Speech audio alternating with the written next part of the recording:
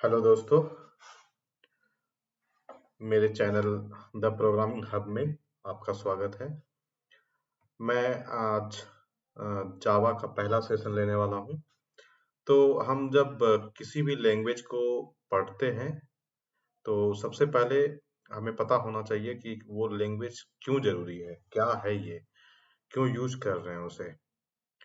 उसके पहले भी इसके अल्टरनेट में कोई लैंग्वेज था या नहीं था, अगर था तो उसमें क्या प्रॉब्लम था, नहीं था तो ये पहला लैंग्वेज हम लोग पढ़ किस लिए रहे हैं। तो उसी में हम लोग सबसे पहले डिस्कस करेंगे कि why Java is required. So Java is एक प्रोग्रामिंग लैंग्वेज है और इसके थ्रू अगर आपको सॉफ्टवेयर बनाना है और अगर आपको कुछ भी कोडिंग करना है, मतलब कहने का मतलब है कि अगर आपको कंप्यूटर को समझाना है कि आपको क्या करना है एक्चुअली में, तो हमें इंस्ट्रक्शन देने होते हैं। और इंस्ट्रक्शन देने का सबसे मेन तरीका प्रोग्राम लिखना होता है। और प्रोग्राम अगर आपको लिखना है तो आपको कोई ना कोई लैंग्वेज का यूज करना पड़ेगा। You can use either C, C plus plus, Java और भी बहुत सारे हैं, डॉट नेट है, पीएचपी है, बहुत सारे लैंग्वेज है। तो ये भी वन ऑफ द लैंग्वेज है और इसके पहले सी और सी प्लस प्लस आ चुका है। तो सबसे पहले हम लोग जानेंगे कि जावा का रिक्वायरमेंट क्यों आया। मतलब कोई ना कोई प्रॉब्लम रही होगी सी या सी प्लस प्लस के कोडिंग में, या कुछ अलग प्रॉब्लम रही होगी। तो हम लोग सबसे पहले डिस्कस करेंगे व्हाई जावा इज रिक्वायर्ड। उसके बाद उस प्रॉब्लम, जो प्रॉब्लम आई इसके पिछले वाले लैंग्वेज में, उसे जावा ने कैसे सॉल्व किया। तो हम लोग पढ़ेंगे how Java solve that problem.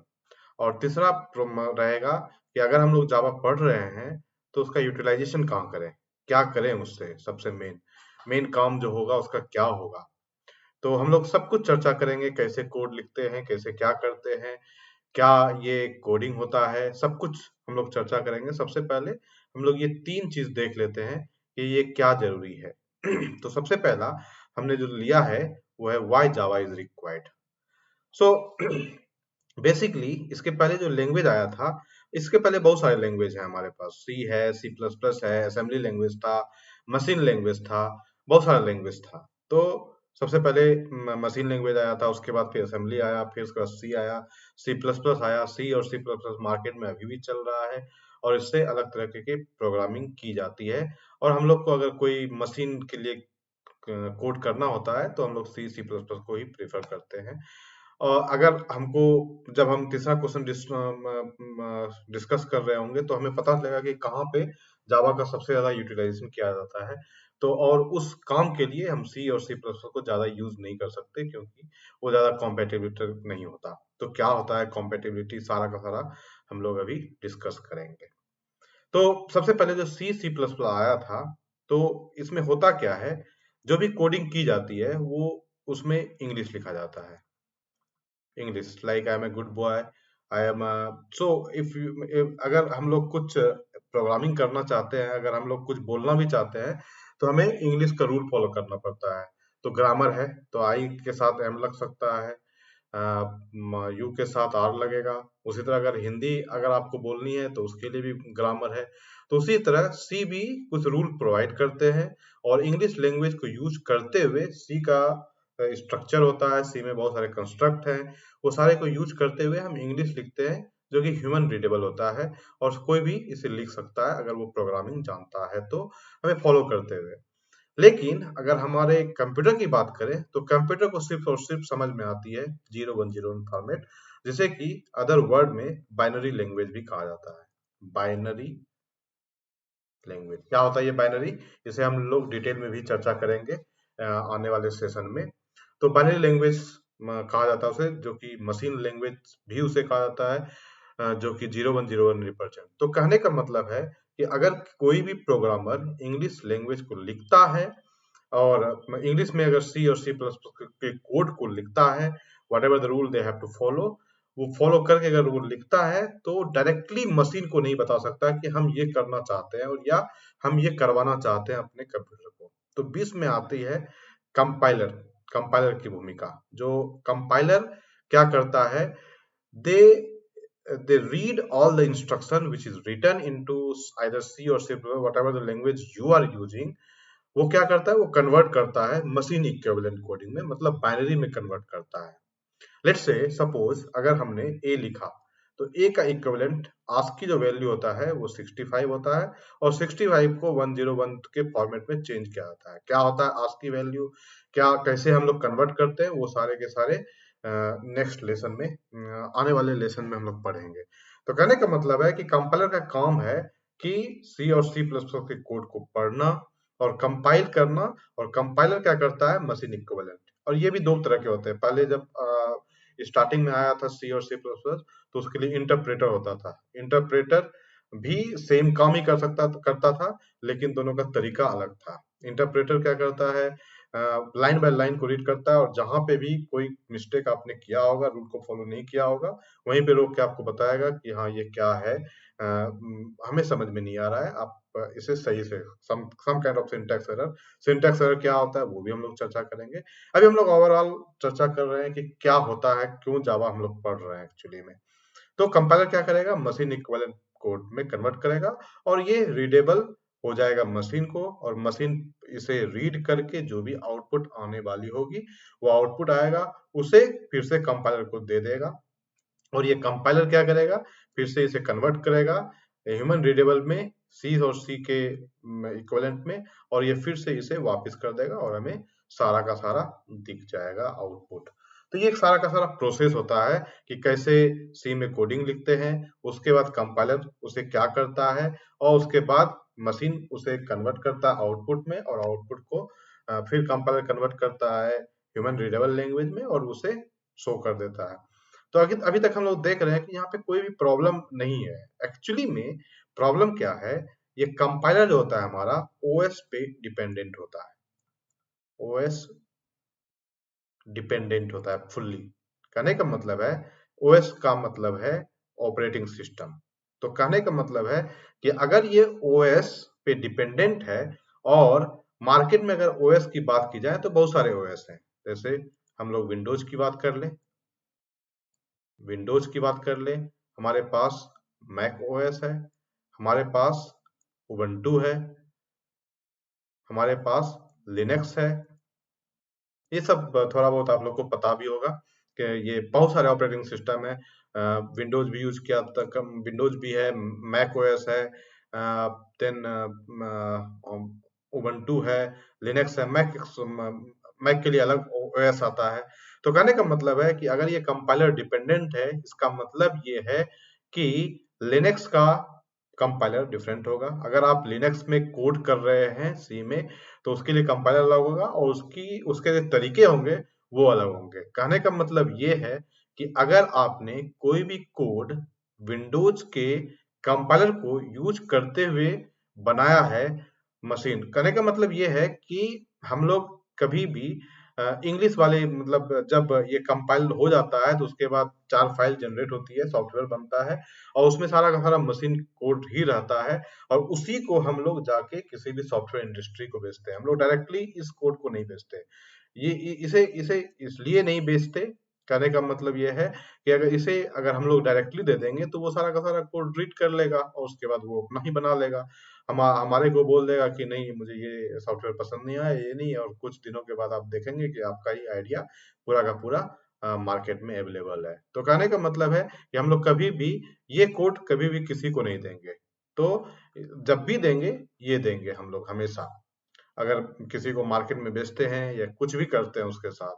तो कहने का मतलब है, लेट्स से आपने वो जो सॉफ्टवेयर बनाया, उसमें आपने विंडोज का यूज किया, मोस्ट पॉपुलर है ये, तो हो सकता है चांसेस है कि आपने भी विंडोज ही यूज किया होगा, और विंडोज को जनरेट करके आपने मशीन कोड बनाया, और इस मशीन कोड को एक सॉफ्टवेयर का रूप दिया, और ये सॉफ्टवेयर आप लेके गए किसी भी वेंडर के पास कि हम इसे बेचेंगे।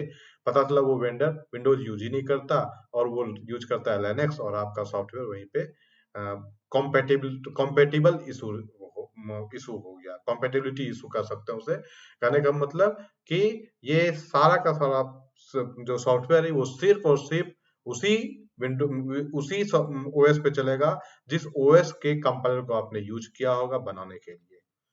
और ये सबसे बड़ी प्रॉब्लम होती है सी और सी प्लस प्लस। कहने का मतलब कि जो सॉफ्टवेयर आपने जिस भी कंपाइलर को यूज करके बनाया है, जिस भी ओएस को यूज करके बनाया है, आपको उसी उसी में वो सॉफ्टवेयर चलेगा। उसी विंडोज में बनाया है तो विंडोज में चलेगा, लिनक्स में बनाया है तो लिनक्स में चलेगा। और ये प्रॉब्लम, तो कहने का मतलब अगर एक सेंटेंस में बोला जाए, C or C++ softwares are completely dependent on OS. If your OS is getting changed, your software will not work at all.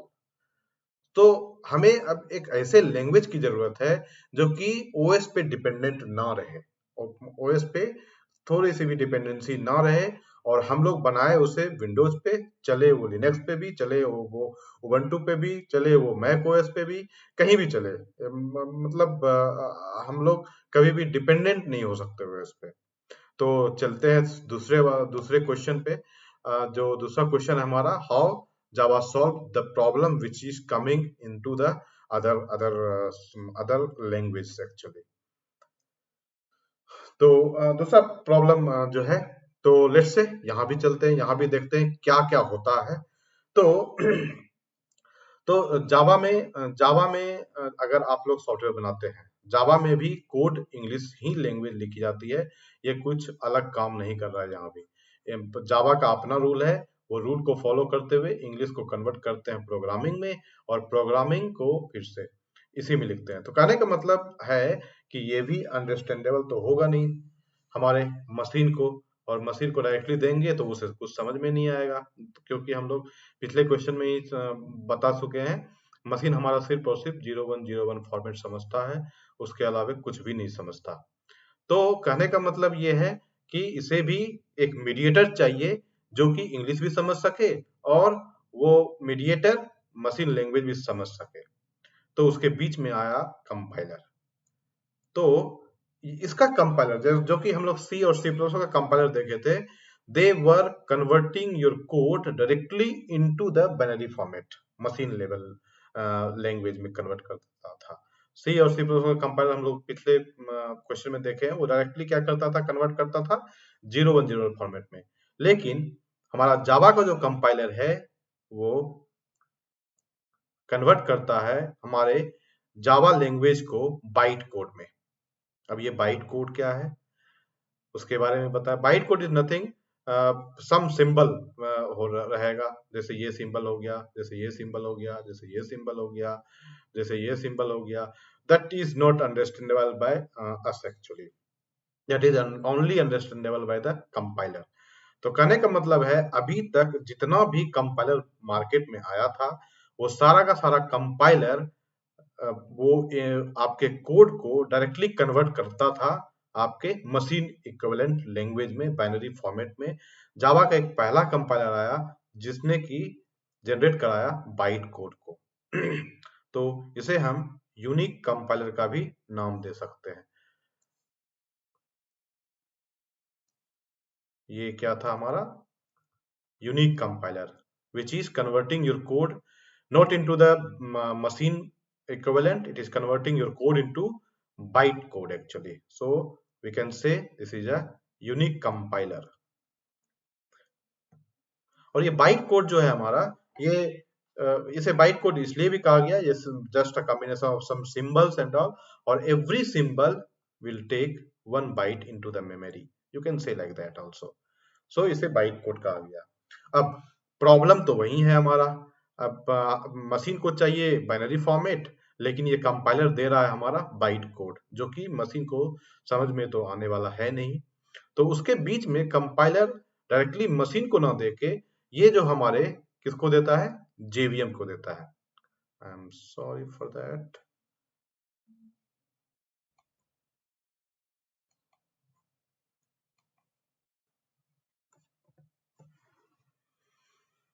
Okay, I am sorry for that. तो कंपाइलर को क्या चाहिए, बाइट कोड चाहिए। Byte code, compiler ने byte code दिया, अब उसे compiler क्या करता है, उसे जेवीएम को दे देता है। और जेवीएम क्या है हमारा, सबसे पहले जेवीएम के बारे में कुछ बात कर लेते हैं। JVM stand for Java virtual machine. कहने का मतलब कि ये एक वर्चुअल मशीन है। वर्चुअल मशीन के बारे में आप लोग जानते होंगे थोड़ा बहुत, अगर आपको नॉलेज है, लेकिन मैं आपको बताता हूँ वर्चुअल मशीन क्या होता है। Something which is not physically present but it is available. एक एग्जांपल अगर हम लोग यहीं पे ले लें, लाइव एग्जांपल, तो आप लोग वीडियो देख रहे हैं, आपको लग रहा है कि मैं वहां पे अवेलेबल हूं और आपको टीचिंग कर रहा हूं, आपको पढ़ा रहा हूं, लेकिन एक्चुअल में मैं अवेलेबल नहीं हूं। मैं क्या अवेलेबल हूं? मैं वर्चुअली अवेलेबल हूं वहां पे। ओके, सेम काइंड ऑफ आप जो वीडियो गेम खेलते हैं, तो वीडियो गेम में क्या होता है, सामने आपको कोई बंदूक चला रहा होता है, मार रहा होता है, आपको लग रहा है कि वो हकीकत में अवेलेबल है, लेकिन वो वर्चुअली प्रेजेंट है वहां पे। तो एक तरह का एक इन्वायरमेंट बना दिया जाता है जहां पे कि वो सारे के सारे टास्क को परफॉर्म कर किया जाए और वो लगे कि वो हकीकत में हो रहा है। तो उसी तरह से यहाँ पे बाइट कोड को मशीन कोड इक्विवेलेंट बनाने के लिए एक इन्वायरमेंट बनाया जाता है, जिसे हम लोग क्या कहते हैं, जावा वर्चुअल मशीन। ये एक वर्चुअली क्रिएट किया जाता है, जावा वर्चुअल मशीन। ये वर्चुअली क्रिएट किया जाता है। तो इसमें सारे बाइट कोड को लेके जाया जाता है, उसे रीड किया जाता है और उसके इक्विवेलेंट जितना भी बाइनरी फॉर्मेट होता है वो सारा का सारा कन्वर्ट कर दिया जाता है जावा वर्चुअल मशीन में। इसे अपने बाइट कोड के बारे में बहुत अच्छे से पता है, क्या होता है बाइट कोड, उसी तरह से प्रोग्राम किया गया है। It is just kind of converter from byte code to machine equivalent code, और इसे फिर से सौंप दिया जाता है मशीन को। मशीन तो बाइनरी, अपने बाइनरी को अच्छे तरीके से जानता है, क्या होता है बाइनरी, क्या होता है नहीं होता है, सारा का सारा पता है उसे, और वो फिर से उसे उसका जो भी इंस्ट्रक्शन है, जो भी काम करने कहा गया है, उसे कन्वर्ट किया करता है और फिर से वापस किसको दे दिया जाता है, सी शिट यार, डिस्टर्बिंग।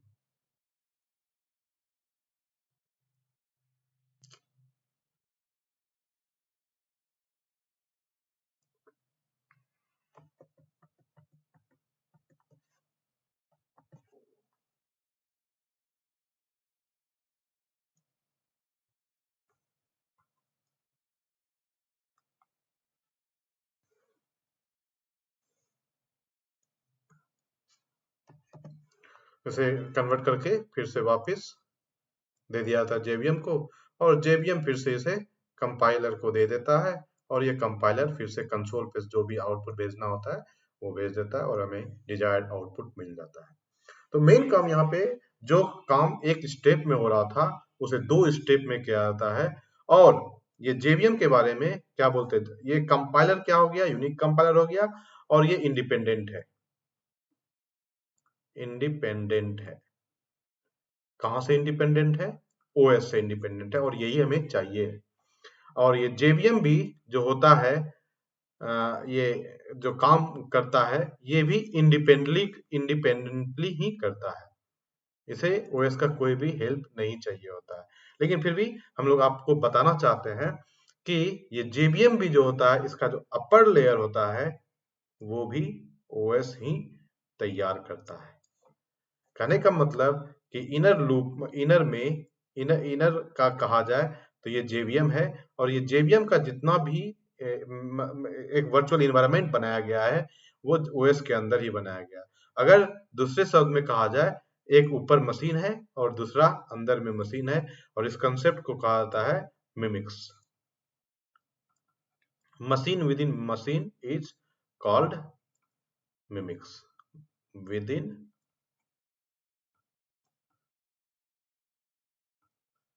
मशीन, ये मिमिक्स है। अब प्रॉब्लम यहाँ पे भी आनी चाहिए।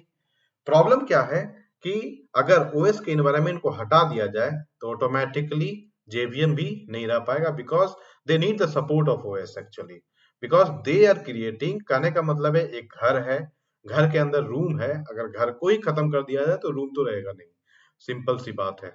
तो ये भी अंदर में ही है, तो हम कह सकते हैं JVM is also dependent on OS. Yes, it is dependent, but यहाँ पे एक डिफरेंस क्या किया गया है, ये जो जेवीएम बनाया गया है ये कॉमन बनाया गया है।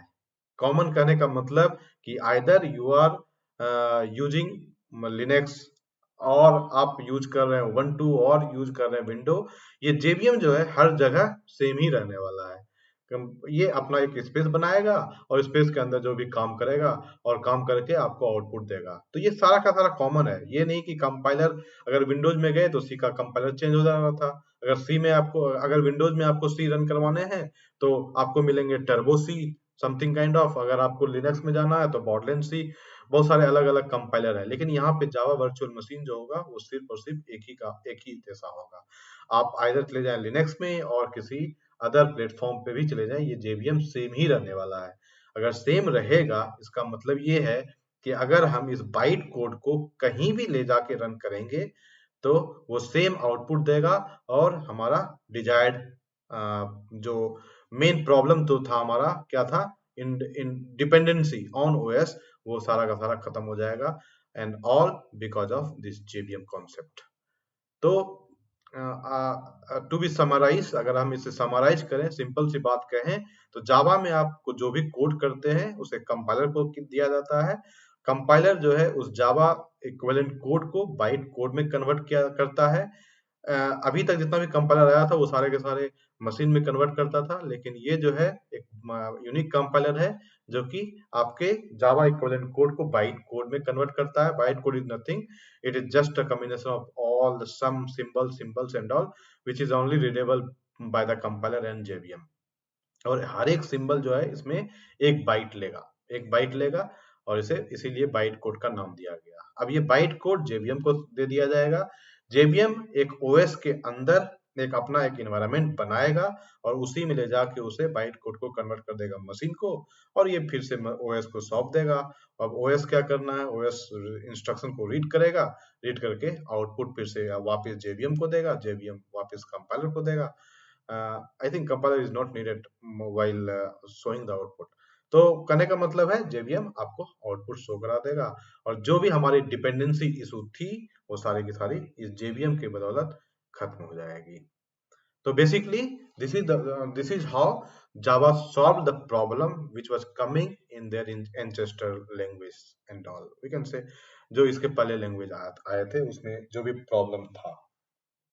अब हम लोग तीसरे प्रॉब्लम की तरफ चलते हैं। तो इसे हम प्रॉब्लम नहीं कहेंगे, हम इसे एडवांटेज कहेंगे कि where Java is more utilized. अगर हम किसी भी लैंग्वेज को पढ़ रहे हैं तो उसका कहाँ यूज करें, सिंपल सी बात है।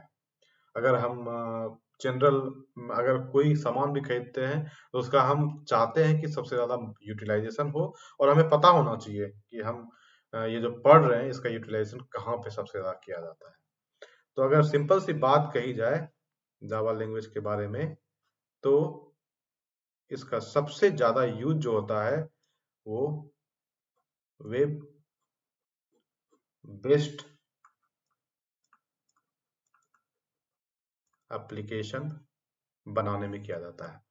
वेब बेस्ड एप्लीकेशन क्या होता है, अब उसके बारे में बात करते हैं। तो सबसे पहले थोड़ा सा बात करते हैं इसके पीछे जाके, ये एप्लीकेशन होता क्या है। एप्लीकेशन किसी भी सॉफ्टवेयर को आप आज के जमाने में जितना भी सॉफ्टवेयर देख रहे हैं वो सबको एप्लीकेशन कहा जा सकता है। ये मोबाइल में, एंड्रॉइड में ऐप हो, कोई भी हम सॉफ्टवेयर कर सकते हैं। तो ये सॉफ्टवेयर जो होते हैं वो दो तरह के होते हैं बेसिकली। एक होता है स्टैंड अलोन एप्लीकेशन और दूसरा होता है वेब बेस्ड एप्लीकेशन। थोड़ा बात करते हैं वेब बेस्ड क्या होता है और थोड़ा बात करते हैं स्टैंड अलोन क्या होता है। स्टैंड अलोन एप्लीकेशन जो वो पर्सनल यूज के लिए बनाता है, जो कि सबके लिए अवेलेबल है, जिसने बनाया उसी के लिए अवेलेबल है। अगर एग्जांपल के तौर पे कहा जाए, आप किसी भी दुकान पे सुपर मार्केट में चले जाइए, वो सुपर मार्केट में जितने भी बिलिंग कर रहे होते हैं वो सारे के सारे अपने सिस्टम में कर रहे होते हैं। लेकिन वो अगर आपको ऑनलाइन कहा जाए तो आप वो सॉफ्टवेयर उसके आपको दिखेगा ही नहीं, वो अपना पर्पस के लिए यूज किया कर रहे हैं वो, तो उसे स्टैंड अलोन कहा जाता है। जैसे होटल में चले जाइए या किसी भी, अगर आपको अपने लिए भी बनवाना हो स्टैंड अलोन एप्लीकेशन, अगर आप कोई इन्वेंट्री मैनेज करते हैं या हिसाब रखना चाहते हैं, खाता बुक काइंड ऑफ, वो अवेलेबल सबके लिए नहीं होगा, वो सिर्फ और सिर्फ आपके लिए अवेलेबल होगा या किसी पर्पस स्पेशल पर्पस के लिए वो बनाया गया होगा। कहने का मतलब कि जो एप्लीकेशन आप यूज कर रहे हैं उसे और भी कोई कहीं और से यूज नहीं कर पाएगा, वो सिर्फ और सिर्फ सेम सिस्टम रहेगा अगर उसी सॉफ्टवेयर को अगर दूसरा कोई यूज करना चाहता है तो वो पूरा का पूरा सॉफ्टवेयर को उठा के ले जाके उसके सिस्टम में डालना होगा, तभी वो एप्लीकेशन वो भी यूज कर पाएगा। लेकिन वेब बेस्ड बात में बात वैसी नहीं होती। Web based is entirely different. कहने का मतलब है कि आप जैसे फेसबुक ले लीजिए, आप तो आज तो जितनी भी वेबसाइट हैं वो सारे के सारे क्या है, वेब बेस्ड एप्लीकेशन। वो कॉमन लोकेशन पे एक कहीं सर्वर होगा और उस सर्वर पे उसको डाल दिया गया होगा, और वहीं से आप भी यूज कर रहे हैं, वहीं से हम भी यूज कर रहे हैं। जैसे फेसबुक है, फेसबुक आप भी यूज कर रहे हैं, हम भी यूज कर रहे हैं, हमारे सिस्टम में कोई इंस्टॉलेशन नहीं है। अगर आप फेसबुक को एक सॉफ्टवेयर मान रहे हैं तो एक्चुअली वो एक मीडिएटर का काम कर रहा है। वो सिर्फ आपको दिखा रहा है, लेकिन आपके सारे के सारे डेटा जो भी है सारा का सारा कहीं और अवेलेबल है। तो उस तरह के एप्लीकेशन को वेब बेस्ड एप्लीकेशन कहा जाता है। तो हम बात क्या कर रहे थे कि जावा का जो यूज होता है सबसे ज्यादा, यूटिलाइजेशन जो होता है वो वेब बेस्ड एप्लीकेशन बनाने में आता है। दूसरा पॉइंट ये है कि कभी भी अगर आप वेब बेस्ड एप्लीकेशन बनाएंगे उसमें एक टेक्नोलॉजी नहीं लगेगी, उसी में HTML यूज हो रहा होगा, हाइपर टेक्स्ट मार्कअप लैंग्वेज, उसी में जावा स्क्रिप्ट यूज हो रहा होगा, उसी में टाइप स्क्रिप्ट यूज हो रहा होगा। Kind of, lots of things can be used there. Many technologies are there. UI design के लिए समथिंग एल्स होगा। अगर आपको पिक्चर को बहुत अच्छा करना है तो उसके लिए कुछ अलग एडोबी का सॉफ्टवेयर यूज कर सकते हैं। बहुत सारे सॉफ्टवेयर पिक्चर को अच्छा दिखाने के लिए बहुत सारा सॉफ्टवेयर यूज किया जा सकता है। मतलब कहने का मतलब वेब बेस्ड एप्लीकेशन बनाने के लिए आपको सिर्फ और सिर्फ एक टेक्नोलॉजी पे डिपेंड नहीं रहना पड़ेगा, आपको बहुत सारे टेक्नोलॉजी पे डिपेंड रहना। लेकिन लेकिन हम लोग जावा को ही क्यों जानते हैं, मतलब जावा क्रेडिट क्यों ले रहा है कि जावा, अगर कोई किसी को वेब बेस्ड एप्लीकेशन यूज करना है, बनाना है, तो उसको जावा जानना होगा या जावा के थ्रू बनेगा। कोई ये नहीं कहेगा आपको कि HTML के थ्रू बनेगा या जावा स्क्रिप्ट के थ्रू बनेगा, टाइप स्क्रिप्ट के थ्रू बनेगा।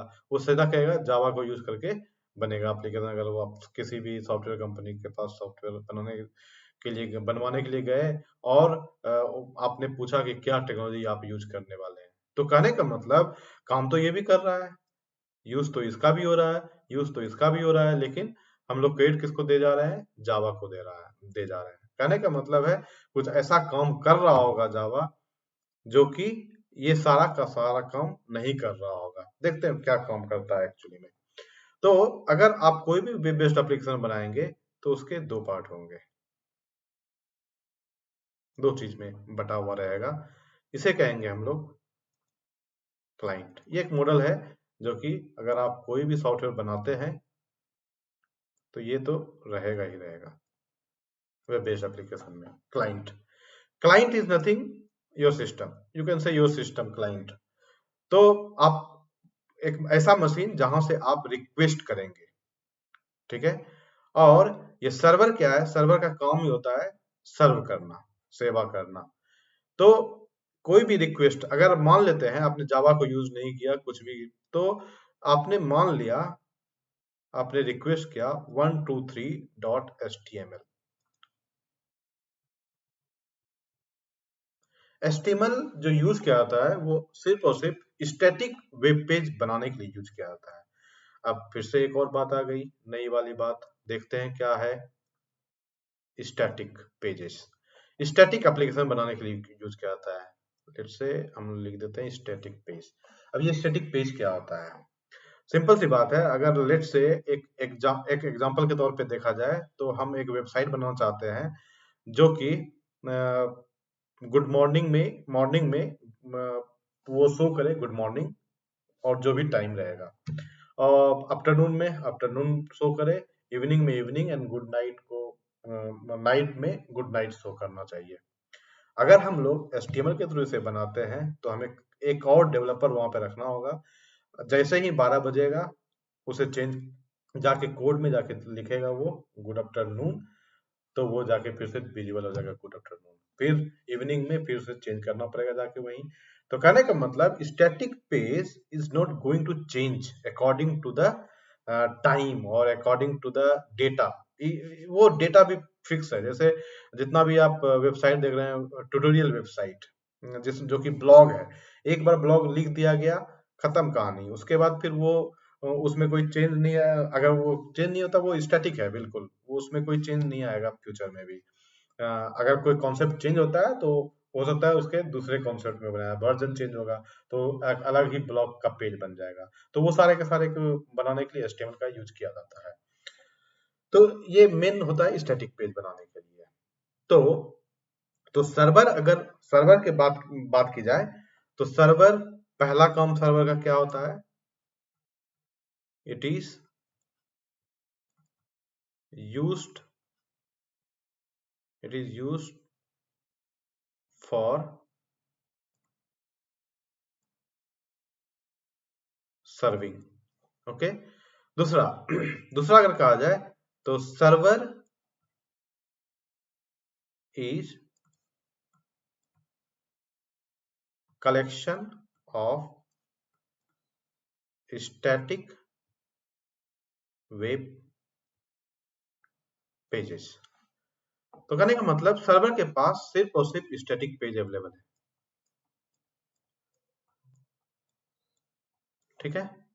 तो आपने 123.html लिखा, गया यहाँ पे सर्च किया, सर्च करने के बाद हो सकता है उसे मिल जाए, और मिलने के बाद इसे वापस रेंडर कर दिया क्लाइंट के पास, और क्लाइंट के पास दिखना शुरू हो गया वो सारा का सारा पेज।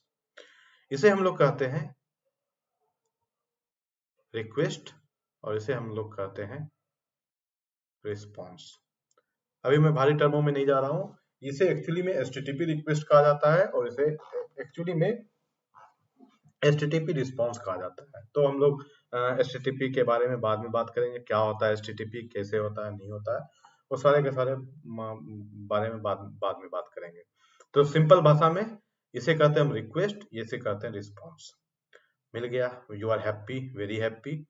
लेट्स से इस बार फिर से मैंने XYZ डॉट ASP लिखा, या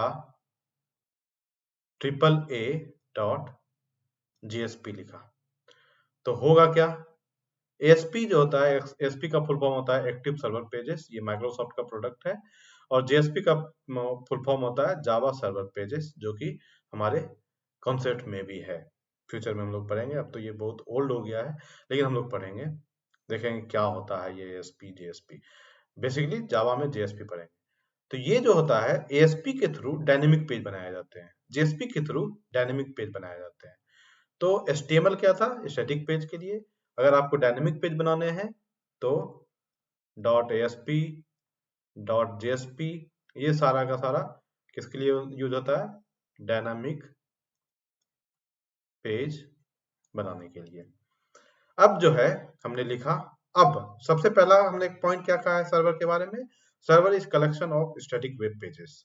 तो सर्वर में क्या चला? स्टैटिक वेब पेज ही अवेलेबल है, डायनेमिक पेज होने की कोई भी संभावना नहीं है। फिर भी हम लोग रिक्वेस्ट किए, इसमें आया, सर्च मारा, मिलेगा तो है नहीं। वापिस आपने एक मैसेज देखा होगा अपने ब्राउजर पे, this page can not be displayed. वो इसी कारण से आता है, सर्वर से रिक्वेस्ट जाता है, सर्वर के पास वो पेज होगा नहीं, और अगर नहीं होगा तो वो बता देगा this page can not be displayed. अब अगली बार फिर से मैं रिक्वेस्ट मार रहा हूँ, फिर से मैं जाऊंगा सर्वर से कहूंगा कि मुझे नहीं, वो पेज चाहिए मुझे। ठीक है। और इस बार मैं कुछ क्लाइंट स्क्रिप्टिंग, इसे स्क्रिप्टिंग कहा जाता है, मैं कुछ यहाँ पे लिखा हूं कि अगर आपके पास वो पेज अवेलेबल है तो दे दीजिए, वेल एंड गुड, कोई प्रॉब्लम नहीं है। और अगर आपके पास अवेलेबल नहीं है तो आप कृपया करके उस पेज को बनाएं और बना के मुझे दें। अब सर्वर फंस गया है फेल में। सर्वर के पास होता है स्टैटिक पेज ही, और सर्वर बना नहीं सकता डायनेमिक पेज। तो इस पॉइंट को हम लोग नोट कर लेते हैं।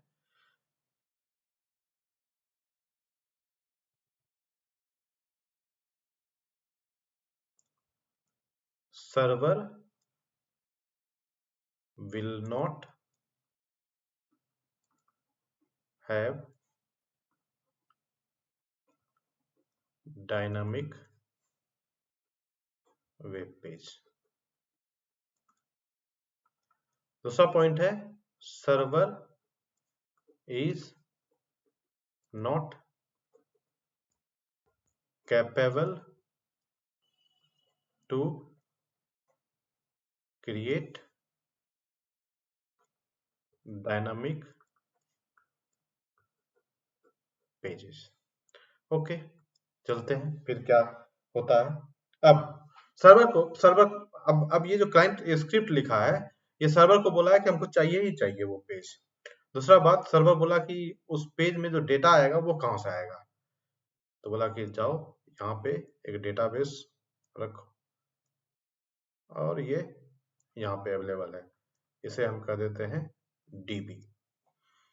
ठीक है, तो कभी भी ये जो डेटाबेस होता है वो एक्सटर्नल सिस्टम में अवेलेबल होता है मोस्टली।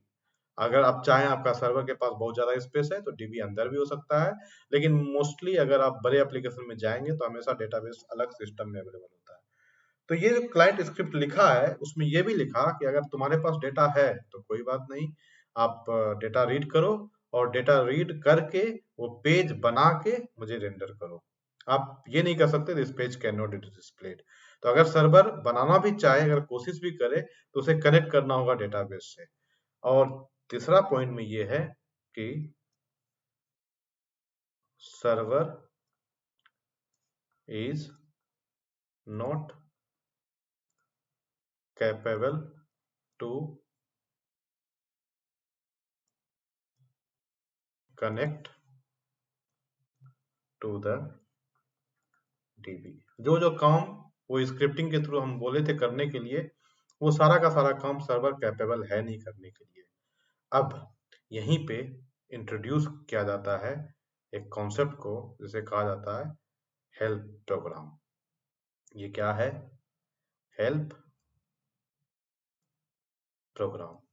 अब ये हेल्प प्रोग्राम क्या करता है? अब सर्वर हेल्प प्रोग्राम को कहता है कि मेरे पास ऐसा कुछ रिक्वेस्ट है डायनेमिक पेज के लिए, अब मैं तो कर नहीं सकता ये सारा का सारा काम, तो क्या करोगे?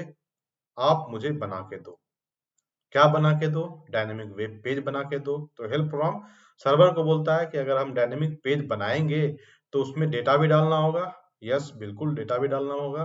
तो डेटा कहाँ से डालें? आप क्या करो, मुझे कनेक्टिविटी करने भी नहीं आती डेटाबेस से, तो आप कनेक्टिविटी भी करो डेटाबेस से। वहां से डेटा उठाओ और डेटा उठा के कहाँ डालो?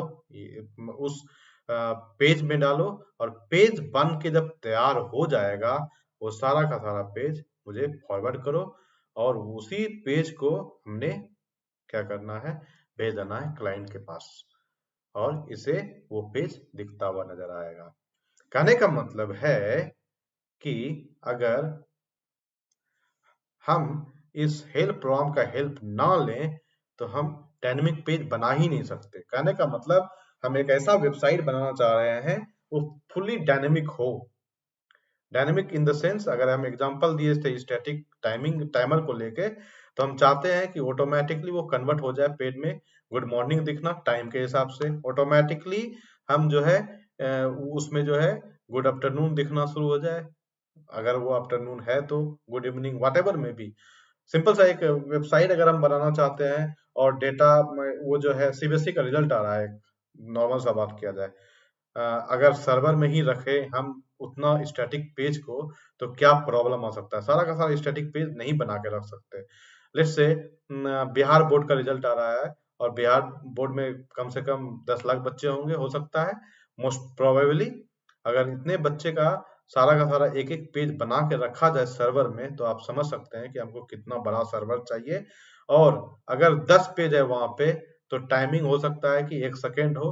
अगर 10,000 पेज हो तो वही टाइमिंग बढ़ के 2 मिनट, 3 मिनट, 5 मिनट में कन्वर्ट। और वही 10 लाख हो तो कितना ज्यादा। तो हम लोग कभी भी इस पे डिपेंडेंट नहीं रख सकते। हम चाहते क्या है एक्चुअली में, जितना भी रिजल्ट है वो सारा डेटा कहाँ अवेलेबल रहो? डेटाबेस में।